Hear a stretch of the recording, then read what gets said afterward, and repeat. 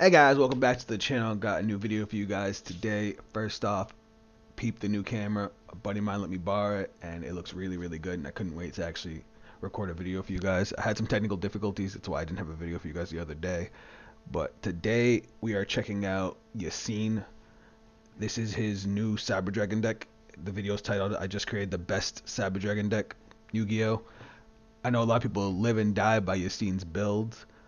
But you guys know on this channel, we like to mix it up, try a bunch of different builds, always trying to look for the most competitive version of Cyber Dragons, and we're going to check his video out and see what he's cooking up. So if you guys enjoyed the video, drop a like, subscribe if you're new to the channel. Let's jump in and check it out.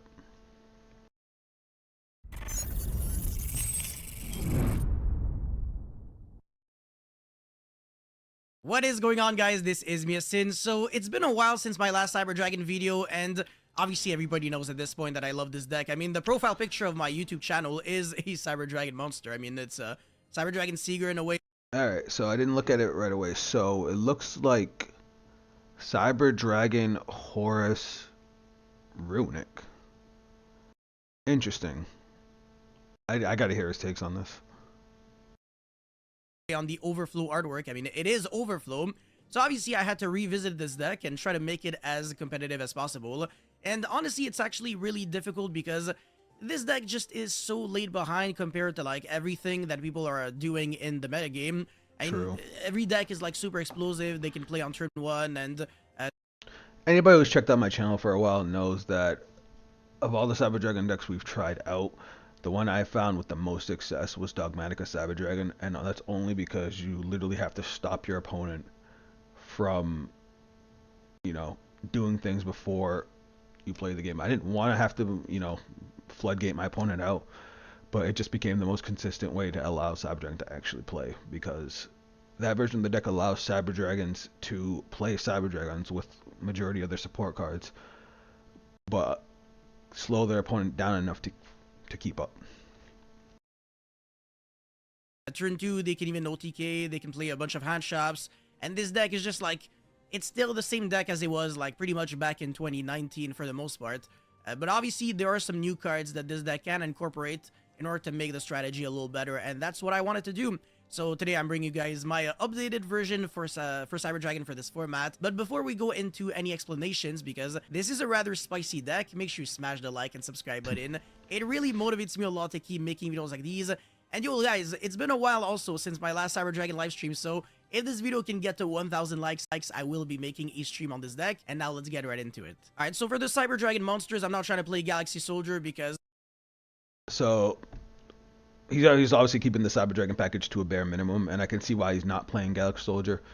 The reason Galaxy Soldier works in Dogmatica Cyber Dragon is because all the Dogmatica monsters are light, whereas all the Horse monsters are not. I think he's playing in the Dark and in Earth. I could be wrong on the second one. And then, of course, Regulus is in Earth, and he's playing a heavy spell count because of the Runic cards. He's not actually playing enough light monsters to warrant playing Galaxy Soldier. Because if he doesn't open up Galaxy Soldier and Cyber Dragon hurts, it's basically a minus, and it's just going to hurt him in the long run. I want my Cyber Dragon cards to be as minimalistic as possible. I don't want to maybe like draw Galaxy Soldier and no light monsters, for example, because unless you have like Hertz and Core, Galaxy Soldier is a brick. And also Galaxy Soldier forces you to play Cyber Repair Plant, which is not really a good card in this deck. It really could be better, honestly. It's Cyber... I love Repair Plant, but it's true, it's too damn slow. Always having to get a Cyber Dragon into the grave is really a pain in the ass. Emergency is far superior, so yeah, I was always breaking on Galaxy Soldier and Repair Plant when I was drawing bad hands in Cyber Dragon, and it was not fun. And also in a world where Droll exists, you're not really trying to play into that card. Kills now, the deck, the beauty about this Ash. build is that you're getting a lot of searches on your draw phase, which could actually mitigate the impact of Droll and Logbird against you. That is and true. also affect Veiler because you're also summoning the Hugin on your opponent's turn. For anybody that doesn't know, Droll only works during the main phase. Because at this point you've already realized it, I am playing the Runic Engine. Now, regardless of which deck you're incorporating the Runic Engine it's always going to be 17 cards. So obviously it's a massive engine. 3 Runic Tip as well as 3 Freezing Curses. Runic Tip is the Searcher, Freezing Curses is the Negate. These are the 2 best. And then we've got the Flashing Fire, which destroys a special summon monster upon controls. Obviously, this does nothing against decks like Flunderies, which would be this deck's worst nightmare. And then Believe it or not, Flu was also the worst nightmare for Dogmatica Saber Dragons. Like that deck became stronger with, Arise Heart getting banned, but because of Flu not special summoning, even having the floodgates just doesn't help. This card is insane. Runic Destruction destroys a spell or trap card your opponent controls, and then banishes the top 4, which is very good against back row decks, which are a bad matchup for Cyber Dragon. Unfortunately, Labyrinth is pretty rough. And then Runic Slumber, which is also not too bad. Probably the worst one out of all of them, because it doesn't really do anything to hurt your opponent, but it's still not too bad. And then 2 Runic Fountain, of course, because who's gonna say no to free draw 3 pretty much every single turn? I mean, it's insane. I will say that sometimes card you is could bonkers. like afford to not kill your opponent, just like keep decking your opponent out, and eventually you're gonna have your shot after a few turns where you can straight up go for game. But either way, like even if you're not trying to go for an OTK, Cyber Dragon has a bunch of resources at its disposal in order to stabilize a very good game plan and actually just win. Sometimes even without the runic cards, and sometimes even without the OTK, because you can actually do some very nasty things in this deck. And one of those nasty things right here is Clockwork Knight. So all of the monsters on the field becomes machine monsters, which is pretty much like a proactive version of DNA Surgery.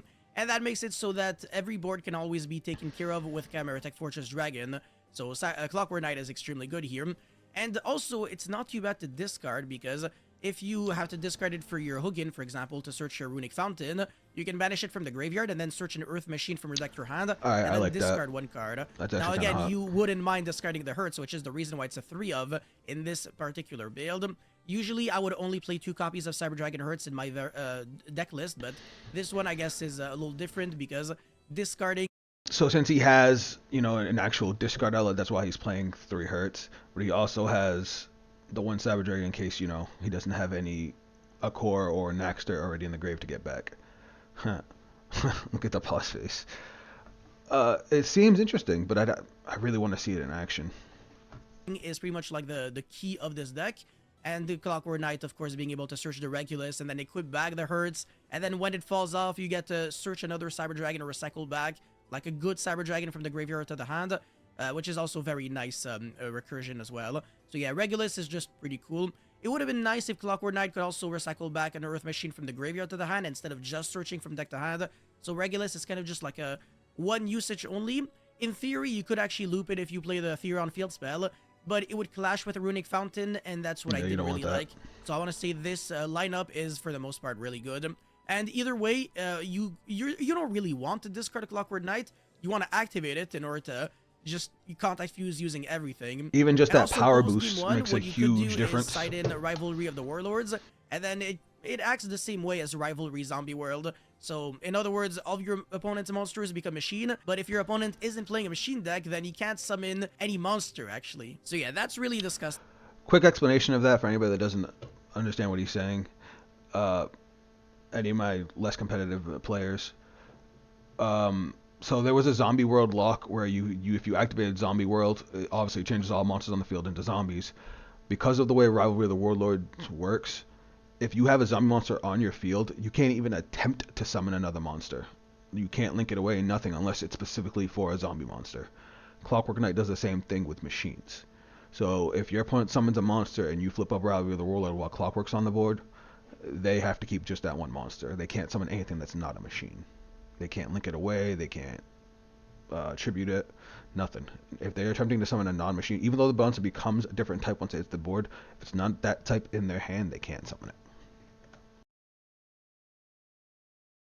Anyways, there was another engine that I wanted to cover in this profile, of course, which is the Horus engine. Now, at this point, all you guys are familiar with it, but this deck does a lot for this engine does a lot for this deck, because with 3 Mseti, 1 Happy, and 1 Pharaonic Sarcophagus, you're playing a very good ratio of good to bad cards. And what these cards allow you to do is, well, first of all, dig deeper into your deck with the Zombie Vampire. This card could be milling, I don't know, Hurts and Core, and then you recycle back one of them.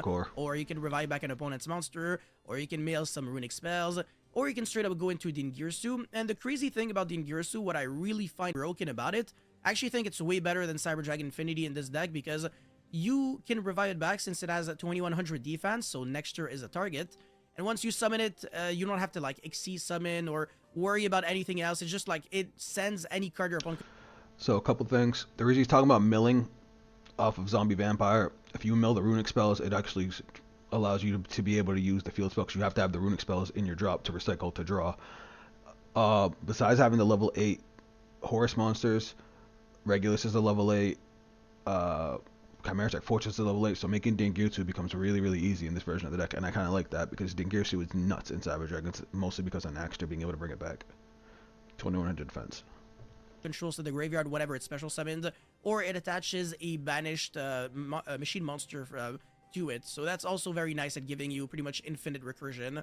So yeah, this card's actually kind of cracked when you think about it. Overflow can keep banishing your cards, and then you can keep recycling them back. This deck actually just has like a borderline infinite grind game if you really think about it, because the runic cards recycle themselves back, and then the Dingirsu with Nexture and Hurts recycling back the cards, and also Cyberload Fusion shuffling back the cards that are banished in order to summon the Rampage, and then destroy some back row, and also make it because so you can that send back still any have your number of machines Cyber in your Dragon deck. monsters. Definitely makes this deck very enjoyable to play with.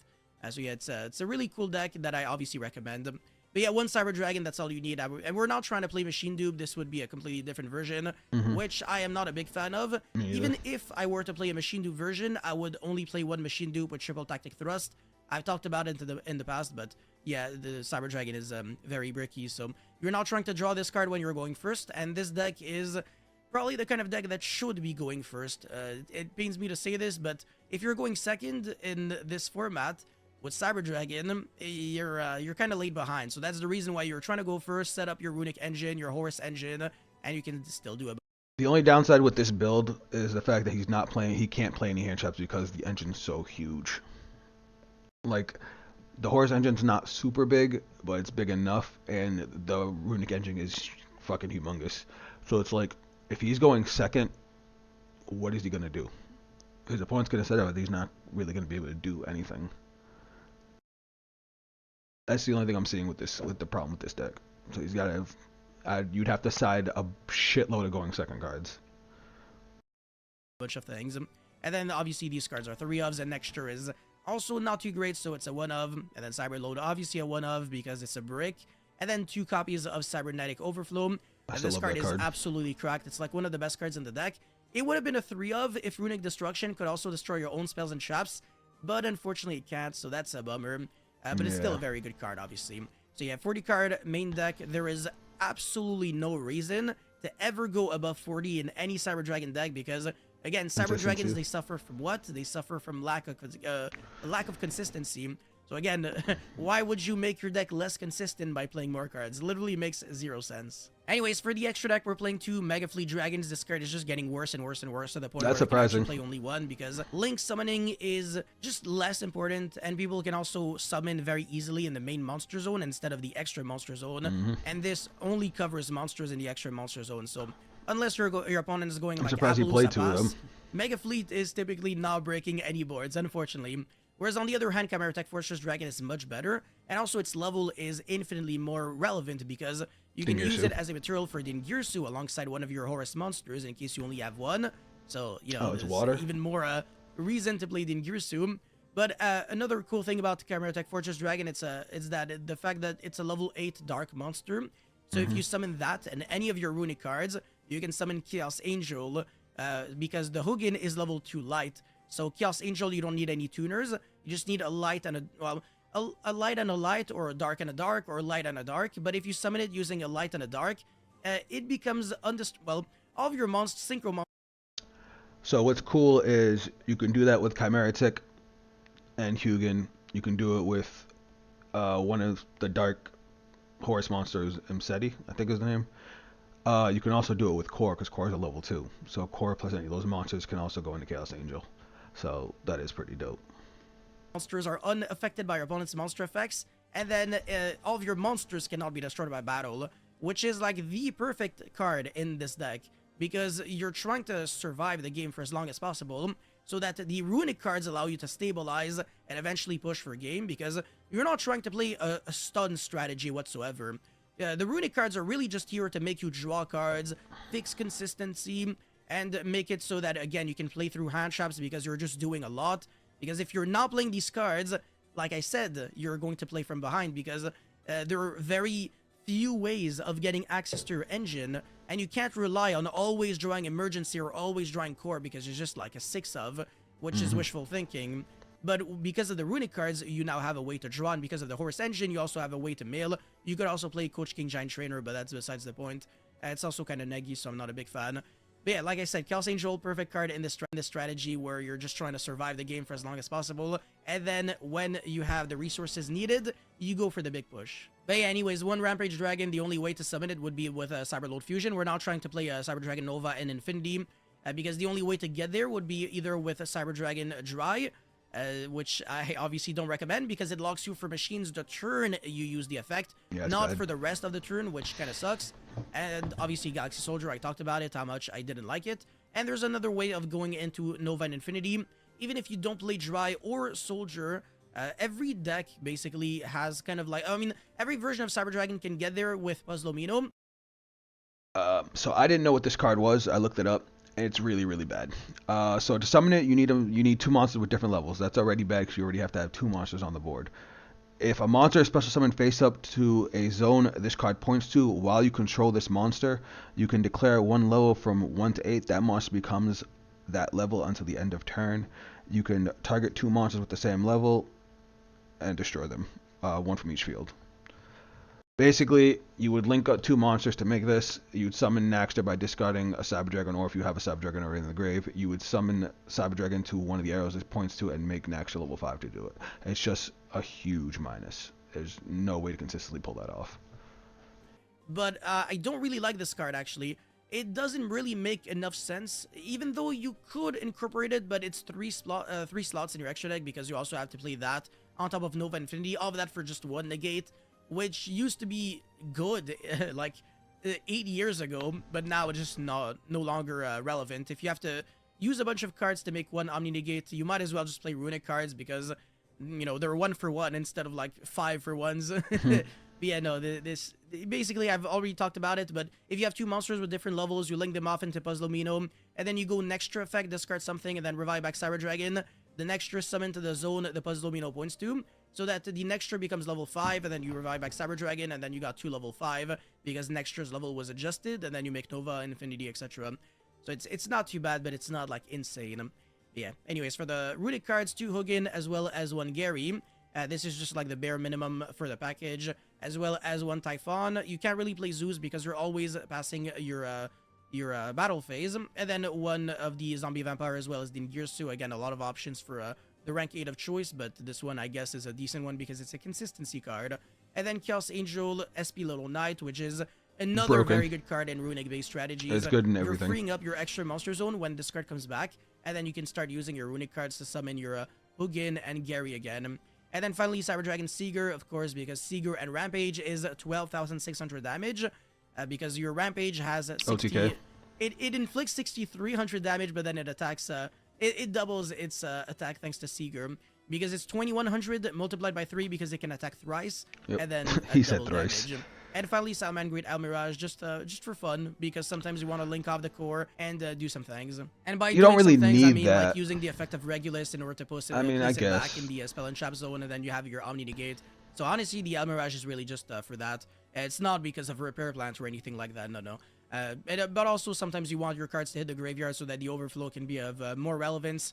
And I couldn't really play Link Creep or Relinquish Tanima over because the core could not be used at this point. So I would have like some situations where I would not be able to do much of anything. But yeah, that's it for the main deck and the extra deck. Now for the idea section. This is the kind of deck that could play Nibiru, so consider it in the side deck. I do like that he has all the different cards you could potentially try in the deck.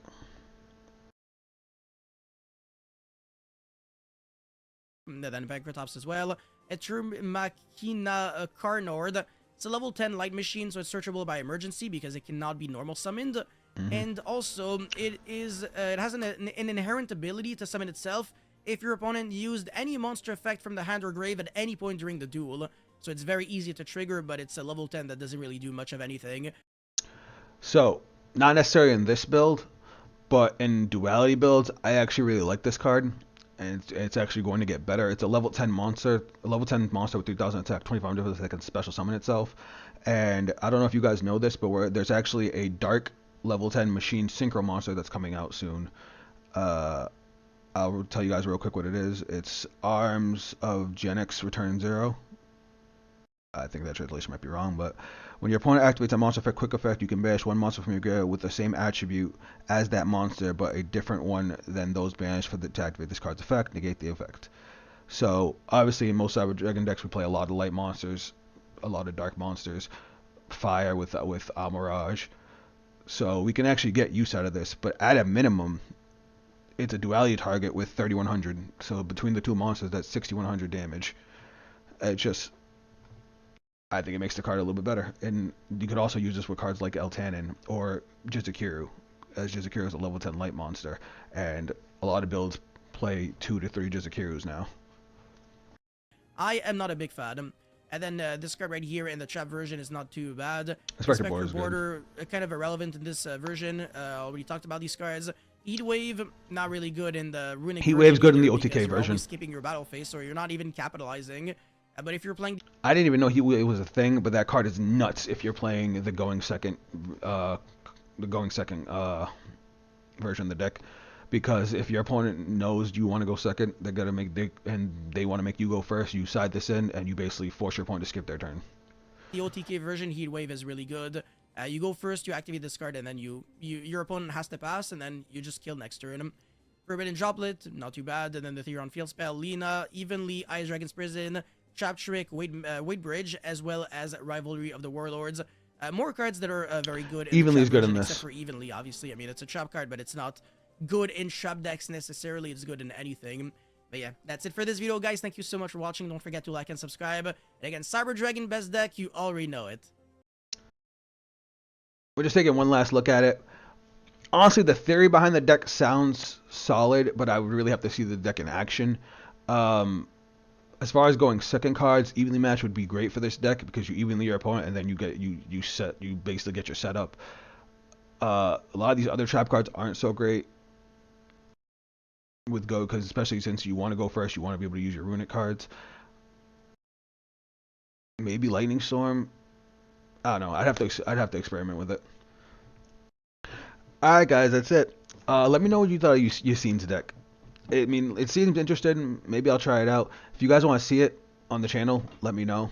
I'd love to use it, give you guys my thoughts on it. Maybe even comment on YACINE's video, tell them what I thought of it. If you guys have other thoughts about it, if you guys have tried it out, let me know. If you guys have tried it out, let me know. I would love to hear how you guys thought it performed. If you guys are runic players too, and you think these two engines could work together, again, give me your thoughts. If you guys want to check me out on social media, those links will be down below. That is it for me. I'll catch you guys on the next video. Later.